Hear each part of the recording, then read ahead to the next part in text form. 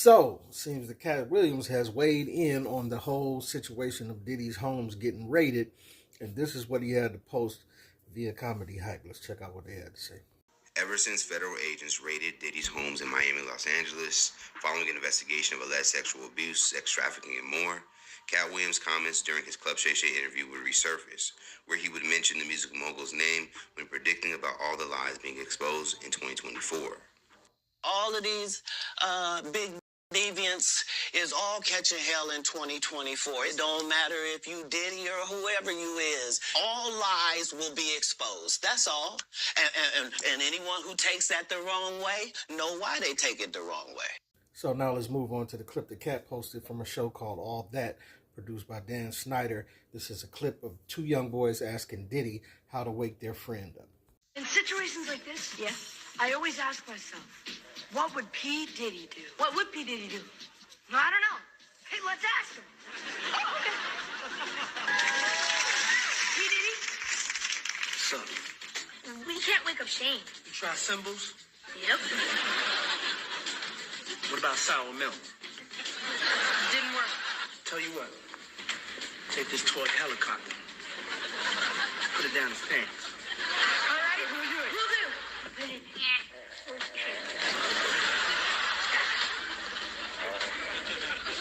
Nothing.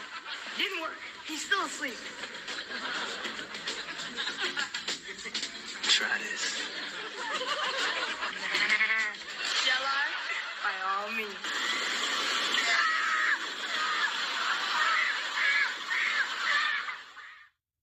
Now, what's most interesting about this clip, it features two different trending news stories and causes them to intersect. Aside from Diddy, Nickelodeon and Dan Schneider have also taken the front page headlines by storm due to allegations of Snider leading a toxic and inappropriate work environment for children. The docuseries Quiet on Set, The Dark Sides of Kids TV, told the story of the abuse child actors faced between the late 90s and the mid-2010s. Well, this old clip that Katt Williams shared does nothing to paint Diddy and Snider in a flattering light. After Katt shared the sketch on his own Instagram, several social media users would share their thoughts. One user would say, "Katt Williams brought me here."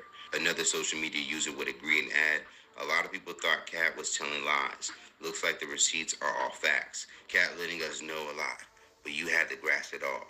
Why'd have to be put it down his pants? Guy is drugged." And one more would chime in and comment on what the docuseries revealed. "This is crazy.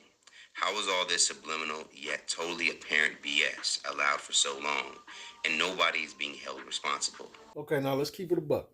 This clip does not prove anything against Diddy as far as the allegations that are coming out against him of human trafficking or whatever.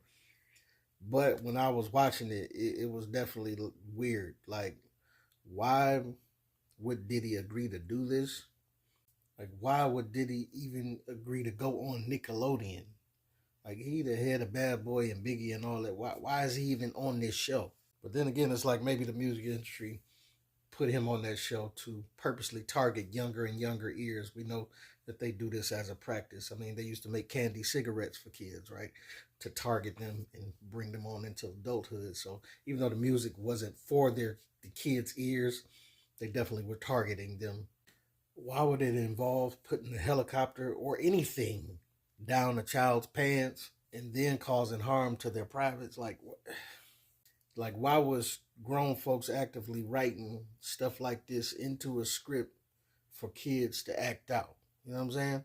I mean, some can look at it as innocent jokes, but some can take it as the very opposite of that. It's too many whys to ignore. You dig what I'm saying? Like, I'm not saying that one way or another, but it's too many questions there to just ignore it and sweep it up under the rug. Especially when you look at some of the deeper stuff that was going on with Dan Schneider and the whole crew that was there. Let's get into that a little bit too. He's quiet on set. How safe can any kids be in that environment? It uncovered the dangerous culture behind Nickelodeon's popular teen TV empire that began in the 90s. Hostile work environment, actual pedophiles on set. That led to victims of child sexual abuse. And now, Dan is speaking out.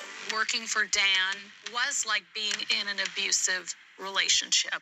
I wish I could go back and never, ever feel like it was okay to be an. One of Dan's cast members, Drake Bell, the star of Drake and Josh, was sexually abused by the show's dialogue coach, Brian Peck. He was 15.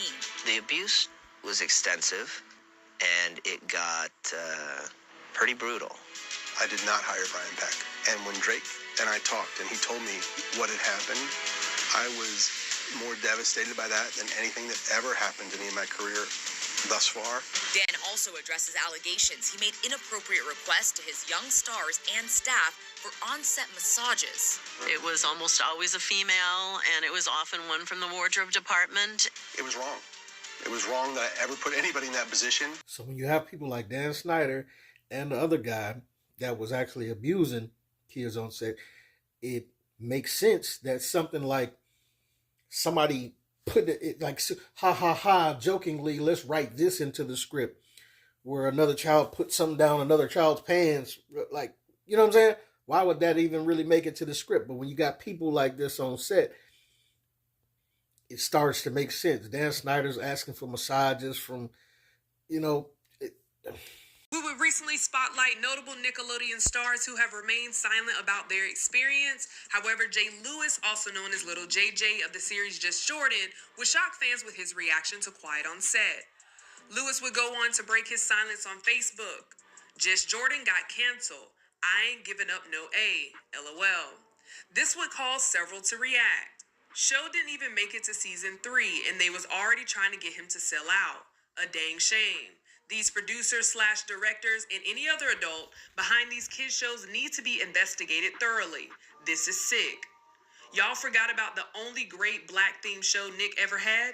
Ain't no way, fam. That's wow, cause that show was amazing. That man didn't produce this show. LOL. That got canceled for other reason. Well, now for the first time ever, Schneider has broken his silence, giving his own reaction on what it was like to watch the docuseries detailing his behavior. In a conversation with actor Bobby K. Bowman, who worked on iCarly for several years. The interview was done for The Hollywood Reporter and even shared on Schneider's own YouTube page, although the comment section has been turned off. During the talk, Schneider would say, "Facing my past behaviors, some of which are embarrassing and that I regret, and I definitely owe some people a pretty strong apology. It was wrong that I ever put anybody in that position. I apologize to anybody that I ever put in that situation. There were lots of people there who witnessed it who also may have felt uncomfortable, so I owe them an apology as well." It was wrong. It was wrong that I ever put anybody in that position. It was the wrong thing to do. I'd never do it today. I apologize to anybody that I ever put in that situation. And many have already criticized this interview because of the relationship between the actor and producer. One user would write, "This was not an interviewer. This sounds like a friend asking his friends questions. The Hollywood Reporter should be ashamed." So this is nothing new. We know that Hollywood protects each other, you know, so they can set it up and make it look one way or another so people can get off scot-free. But one thing I was expecting out of this was the smoking gun. I was expecting somebody to come out and say Dan Schneider just flat out did this to me or went over the line and did this to me. They didn't say it. They just said that the most he did was had, you know, young girls massaging him, which is definitely weird, which is definitely like a no-no. Like, don't ever do that. You understand what I'm saying? But if we're going to keep it real, like when I was younger, like my older girl cousins would have me massage their neck be hurting after work and chibbity chop on their neck and walk on their back, all type of stuff. But we're talking about two totally separate situations here. This is my family. And even when it is your family, you should still be looking out for this stuff because a lot of times family are the ones that touch on people wrong. And the innocent massage can be the luring tactic for that. But still for him, it make it worse that this ain't his family. He's working with kids, that these other people kids, and he got girls massaging his neck. He's a grown man. This is not something that should ever happen, right? But looking at that, I thought the worst were to come. I thought somebody was going to come out like the other guy came out and said the one guy touched him inappropriately. I thought it was going that way. So maybe this guy is just like, oh, I just wasn't thinking, and I just had him massage my, you know what I'm saying? Or maybe he just didn't get a chance to go further. I don't know. But definitely something to be paid attention to, but not the smoking gun like charges that I thought, since everybody was airing everybody out, that people would come forth and say. And it's the same with Diddy. It's like Diddy was in this sketch. It definitely looks weird, but can you connect that to the actual charges that are being brought against him to prosecute him? When it comes to that part, like, I don't know if you could connect this skit, even though the skit is very weird. I don't know if you could connect that enough to the charges to prosecute. You dig what I'm saying? But we all definitely know that where there's smoke, there's fire.